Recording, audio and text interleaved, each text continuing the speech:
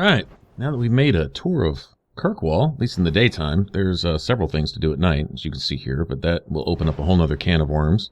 Essentially, every area you go to is going to be infested with baddies that are attacking you on sight.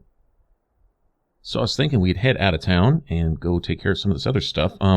Aveline, she got a tip that there are bandits or mercenaries, whatever you want to call them here, preying on travelers or merchants or anybody passing through, that they have a ambush set up. And so what we're going to do is we're going to trigger that ambush for ourselves.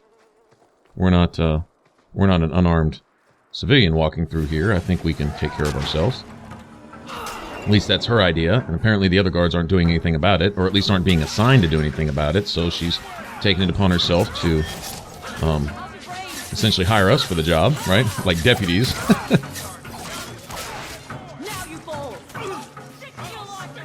Kind of get our feet wet with some harder fight scenes here. And you get used to getting and staying behind enemies also. Sometimes if they're just locked onto me and they just won't get off, if Aveline can't pull the hate, she's going to have more threat-generating abilities as we go along, as she unlocks more points and stuff. But for right now, you know, we're kind of bare bones. And so, you know, it's just managing the threat best that we can. Speaking of threat, now, this is very rough draft here. I need to remember exactly how I used to set this in tactics. It seemed like it may have been so simple as to just essentially goad Aveline no matter what. This is a tactic I used more when I was playing a warrior myself, and it got to the point at higher levels where I could essentially run without a tank. I could run with Varric and 2 mages and myself as a 2-handed warrior, and it wasn't a matter of soaking up the hate and the damage, it was a matter of killing the enemy so fast that I didn't have to worry about taking, you know, damage over a period of time type of thing. And plus with 2 mages there, you know, being able to keep me on my feet and lay out their own amount of pain, you know, on their own, so, in their own right. So, anyway, use this tactic here, but concentrate on Aveline, and the idea is to get the hate off of the mages or transfer it to Aveline.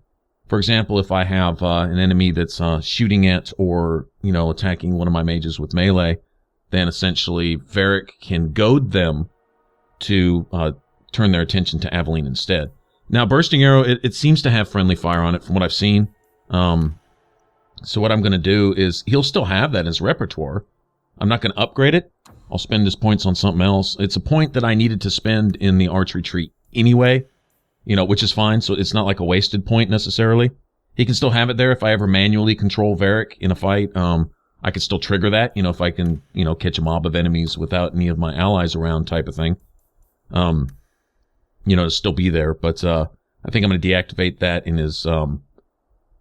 his tactics because it seems like you know, the party's taking damage from that, and I don't think the enemy needs any help killing us right now. Maybe later, but not right now.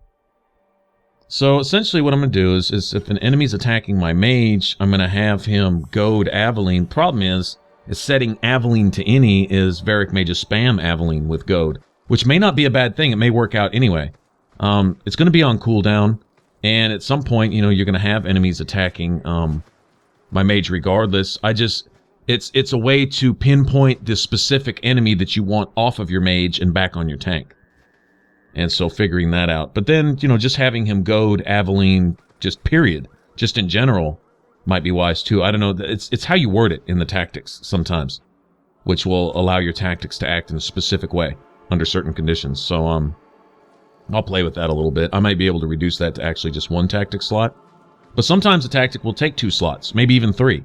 You know, if an enemy's elite, skip to next tactic. Then, if that enemy is under a certain condition, like brittle or frozen or something like that, then skip tactic, 3rd tactic, enemy, such and such, then use this ability. So sometimes it may take up 2 or 3 slots to especially to get your cross-class combos triggered with your party members, so you don't have to go in there and manually, you know, micromanage all their actions. They will execute cross-class combos on their own and set you up for cross-class combos. At some point, I will probably activate the status effect things to where it'll let you know coming off the top of their head exactly what status they're affected by. So I'll know when an enemy's frozen or brittle, you know, petrified. so that I can get combos of my own, triggering things like, you know, Assassinate, which isn't even an option right now. I don't even have it. In my last level, you'll notice I upgraded Backstab. If I was not going with the Assassinate and Shadow Tree, I probably would not have done that, because there is a Backstab's big brother is in the Duelist tree, I believe. Okay, I'm not going to be using the Duelist tree. I'm going to be using Shadow and Assassin trees. But it's essentially a long-range Backstab, where it basically, if you can see the enemy, you can Backstab them. And I think it even has some other added benefits. But since I'm not going to unlock that tree, and Backstab is a steady part of my diet. When I fight, it's as tactical as it is, you know, a damage dealer. And there is also a skill, and I believe it's also in the Shadow Tree, that essentially, every time you attack an enemy from behind, it may be in the Assassin Tree, I don't remember. We'll find out when we get there. But essentially, if you attack an enemy from behind, it's an automatic critical. So you don't need the upgrade with Backstab to get automatic criticals. You can essentially have that passive. All right, and a Backstab is going to be attacking from behind automatically. So you can get that in there. It'd be a wasted point to upgrade it anymore. But having a quicker cooldown, being able to use it more often, and get out of trouble, getting surrounded by enemies and being able to get behind them, in a sense. Get out of mob, or just simply, you know, get some bonus damage from behind the enemy. And once the passives are in place where every attack from behind is a critical, if you can get behind there with a Backstab and just stay there, your auto attacks are essentially all going to be critical. So you were talking about multiplying the amount of damage that you put out, right, in the long run. But, you know, I'm thinking down the road. But it's something that's I've always had a habit of using anyway. It's not the strongest ability. And like I say, if I was going with the Duelist tree, at some point I would probably disregard it altogether and reassign my points at a much higher level, to where the Double Dagger tree I would neglect it a lot and sink all my stuff into my, you know, like my specialist trees and things like that. But it does play well into the style of build that I have here. This is more of a Shadow Assassin, Ninja Assassin, whatever you want to call it, type thing here, where the Shadow Tree and the Assassinate Tree have a lot of synergy with one another as far as buffing your critical damage extensively, and so on and so forth. And essentially, it's a steady diet of auto attacks. Twin Fangs serve their purpose, especially in stealth, and Assassinate serves its purpose. But you know, Backstab in and of itself also has a little synergy with the Shadow Tree, and so on and so forth. So all these skills that I'm using now, I don't have to like get to level 15 and completely change my play style, refigure all my hotkey action buttons, and do something completely different and totally restructure the way I play. I essentially just go on with, you know, what I've been doing.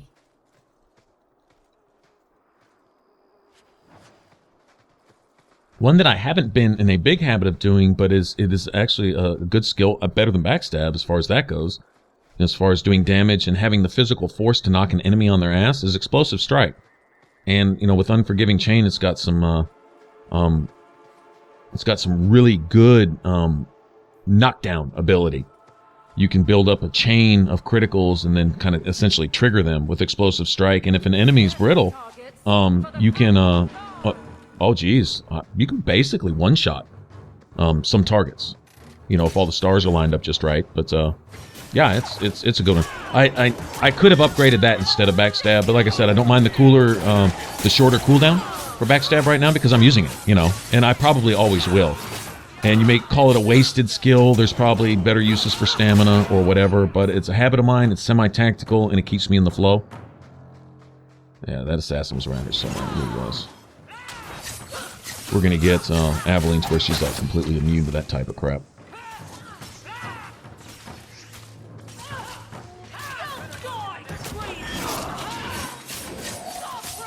Okay, and we need to get this assassin out of here. He's being a little annoying. Yeah, see, it allows me to get in there, and if all these attacks from behind were criticals right now, we'd be just destroying enemies. So, like I say, it's kind of getting in the habit of the way I'm gonna play ahead of time. Well equipped for bandits, but dead is dead and the road is clear. Captain Jevon needs to know of this. Back to the barracks for your just reward. Backstab was a huge part of my build in Inquisition, also, and it worked really well. Worked well for me. I liked it. That should do it. I don't like the looks of this. All set. All right, little free XP right there. Be careful not to trigger those. It essentially sets you in the middle of them, you know. If you don't think about it, you can walk off and leave, you know. All that XP on the table. Come back here where we actually did the fighting. That is about the only tactical stuff I will do is holding and putting my party in place sometimes. Basically wait over here, because if you just go run straight into a mob, a lot of times you'll get surrounded, because the way they work the fights here a lot of times is they drop enemies in, essentially ambush from all sides. And so if you get stuck in the middle and you're getting pelted by archers from, you know, way in front of you and way behind you, the odds of you getting in range to kill both sides before they take out your party is slim, especially if you're dealing with melee mobs in the middle. So sometimes it's good to situate your party outside that ring of pain that the enemy lays down, so they have to essentially come to you, and you can at least bottleneck them a little bit, keep them in front of you, you know, that type of thing. But all right, here we are on the Storm Coast, and there'll be a quest or two I think that we can find while we're here. But if we come early, we basically just have some random mobs that you can miss. You can actually be denied all these guys if you don't visit here until you get a quest active for this. But we're coming to visit early. There's a couple ingredients here. This is a place you also might want to come for the... Oh, if you want to make some runes of fortune for everybody's gear. I believe the item that you need for that is here. Glitter dust, maybe? I don't remember exactly what it is, but I believe it's here. I've slept since I last played this, but my memory serves me correctly. That's the case.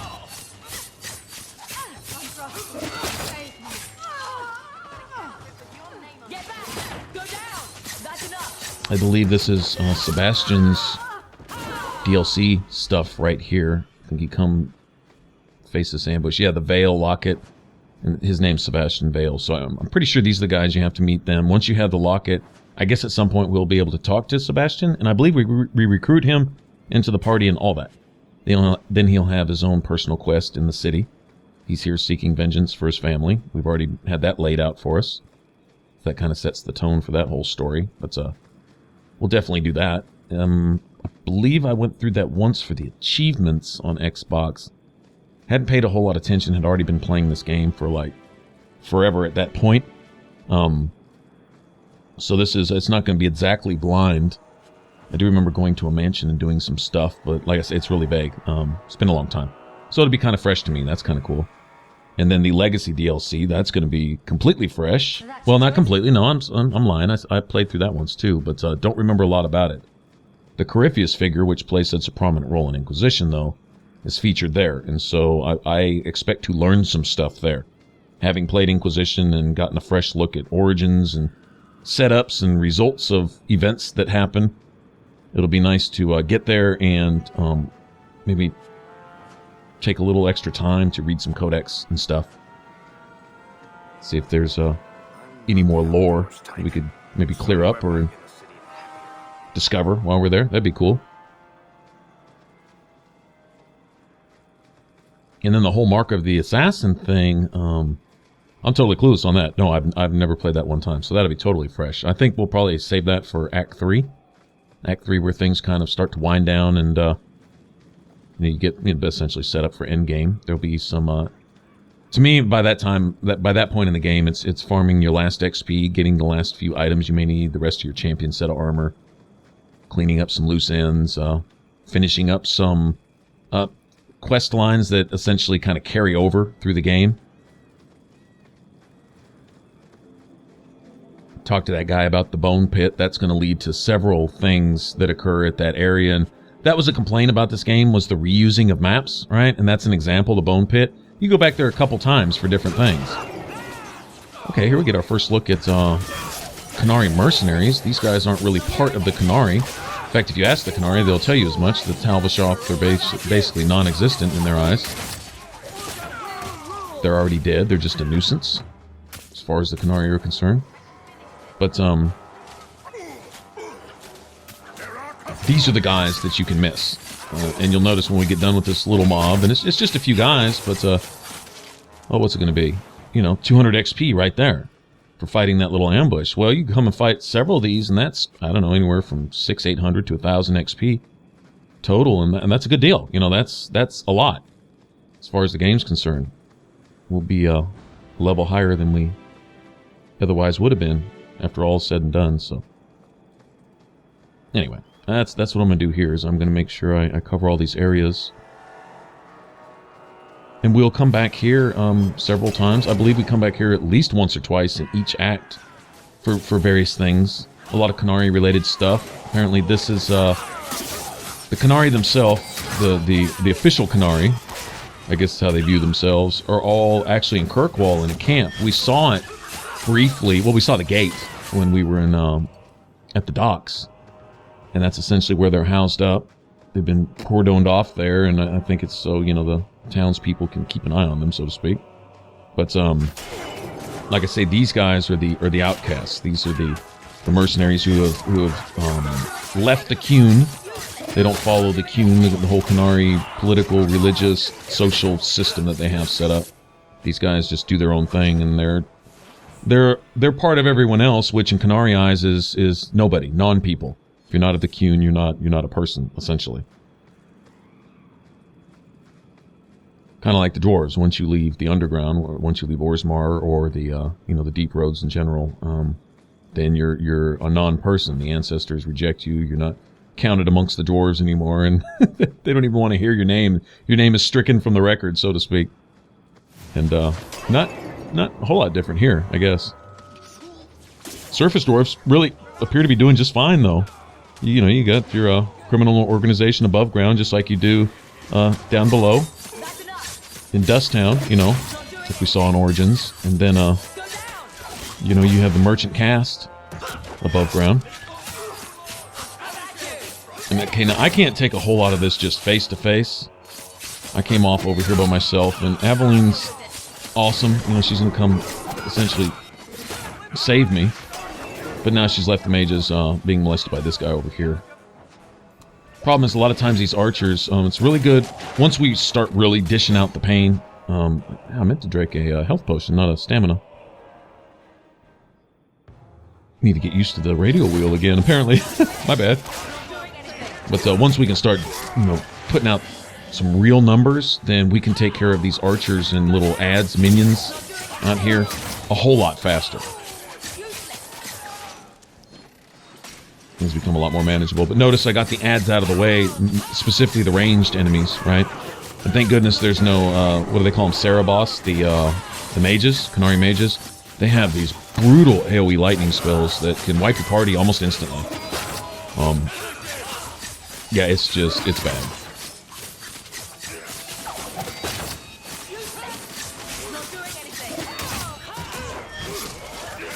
Almost got him, yay! Okay, I think we still have a couple stragglers.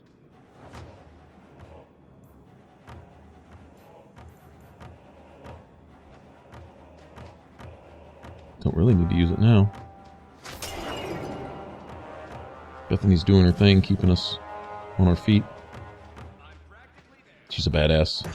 I love Bethany. I think she's a really well-developed, cool character. Stays true to her personality, but she's also a good mage in her own right.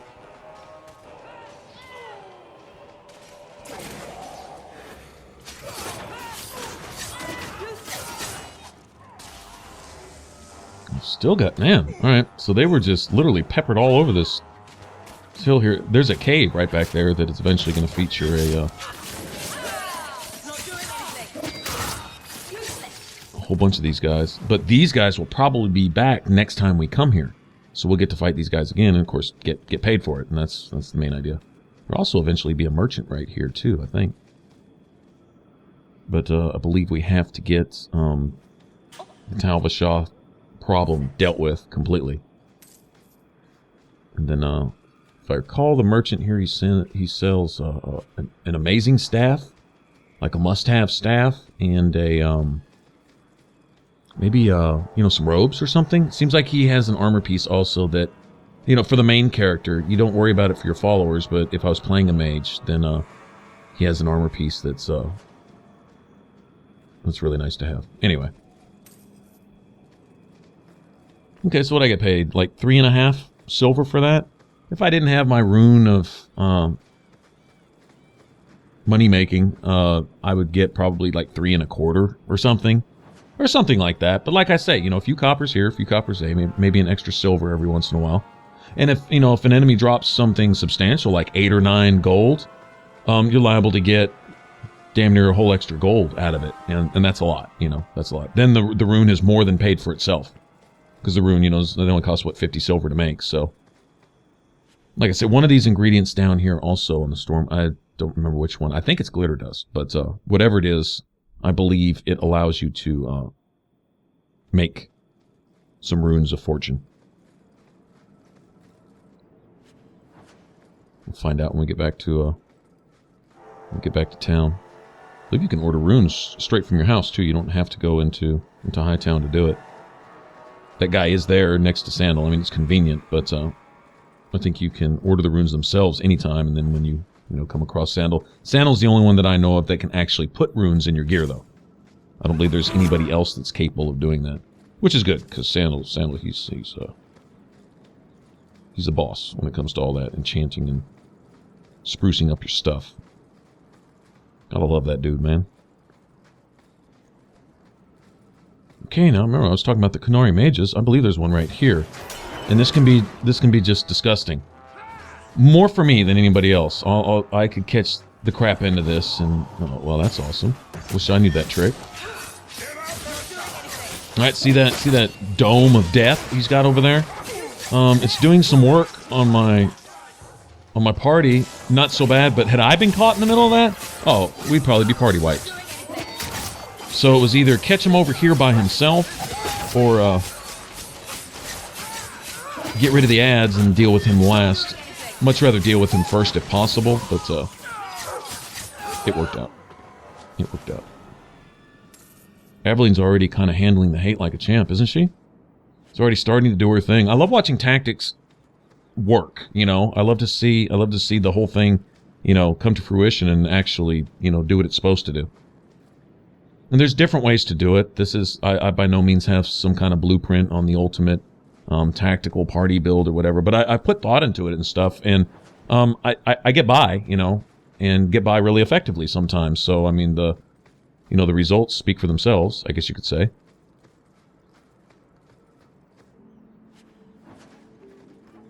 Any of you tactical aficionados out there, though, that want to talk tactics, maybe have some ideas or something cool, pass them along, absolutely. Now, Varric, with his whole goad thing, that's when he's in the party.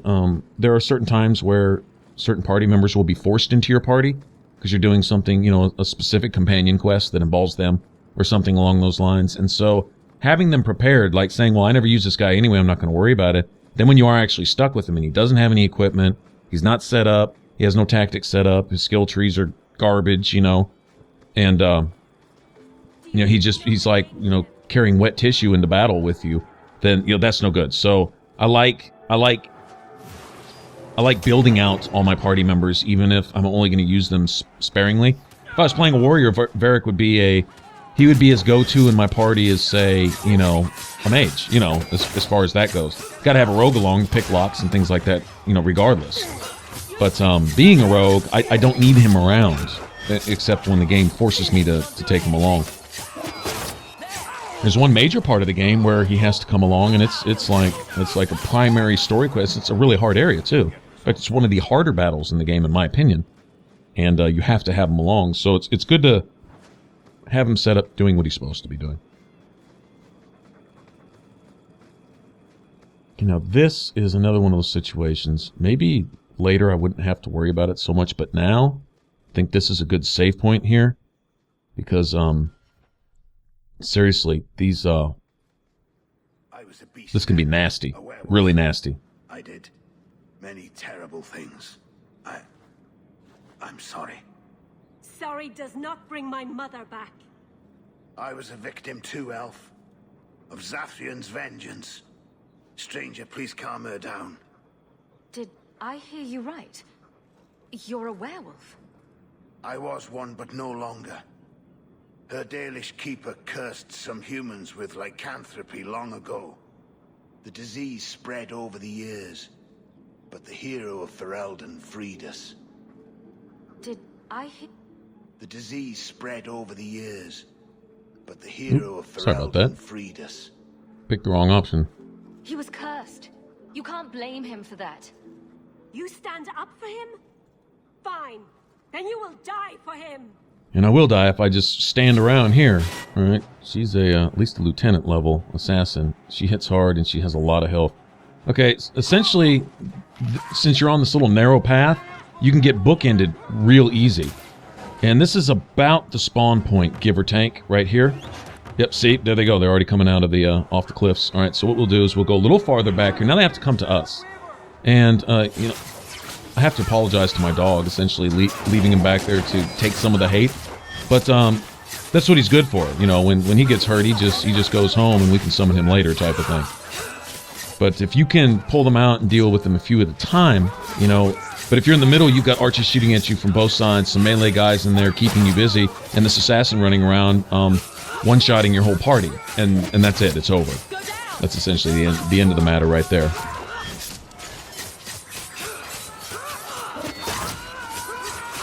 But as it is, there's a few guys down there. Notice it's already getting kind of nasty here. I need to get over to that archer. I really do. There we go. My next point is going to upgrade explosive strike, I think. There she is. And she's even doing work to Aveline. Like I say, there will be a point where Aveline is pretty much immune to that type of stuff. She's not worried about an assassin any more than she is anybody else with a sword. But for right now,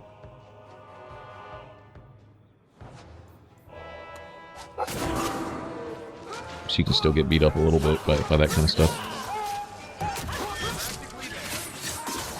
Matter of fact, I think that kind of gives me a line of thought to travel along with is look at the skills she needs to make her immune to flanking and immune to backstabs. It didn't have to come to and this. then start working my way towards those ASAP. And thanks. But on the same token, around this time, the other thing to keep in mind is cross-class combos. To start managing mobs, we have to start pulling those off. There's a mage or two that I would like to have around for some of that stuff. You know, not naming any names, for those of you who this would be a spoiler for it. I can't see there's any people left who haven't played this, but I guess it's possible. So, not to name any names, we'll have some mages that will be able to set up and execute cross-class combos. Not only set them up, but also trigger them. And even Aveline can do her share of setups with that also. And so I need to keep that in mind too. Is if she has the ability to stagger opponents, stagger can be triggered with like lightning spells and stuff. And so you don't have to worry about your mage spending all their mana spamming a particular spell. You save that spell for when a certain condition exists, like if an enemy is staggered, then hit them with whatever it is, chain lightning or whatever, okay? And then other than that, they don't use that spell. You know, if an enemy is elite or higher, have them petrify that enemy. Then have another party member come along and do some kind of shattering blow, some way, shape, or form to capitalize on that and get a cross-class combo on that petrified enemy or frozen enemy or whatever. But you don't do that on every little mob. You know, you got some little guy over here who I can one-shot. Then you have this elite guy over here buffing all the enemies and giving you all kinds of problems. And you don't have the spell available for him because you just wasted it on that minion over there. So pinpointing specifically who you want to target with certain things, that's also key. So that your mages aren't spending their spells on just everybody and everything. But they're saving, you know, the big guns for the big enemies. But there's nowhere I'd rather be. I can't. There's Jevon's office. Wait while I explain our initiative. I don't know how they do it where you're from, guardswoman, but I decide the patrols, not you and your whims. You may have been put up for lieutenant in your first year, but I'll have no show-offs in my command. Have I made myself clear? Report to your post before I have you and your Ferelden accomplice jailed. Looks like we pissed somebody off, huh? what a charming fellow. I don't have to like him, but he could at least listen. Bandits are dead. That's all that should matter. It's not the first time he's made me wonder like this. Something is very wrong. So let's find out whose toes you actually stepped on. Then we should check the duty roster and see who was supposed to take that route. What have I stepped in this time?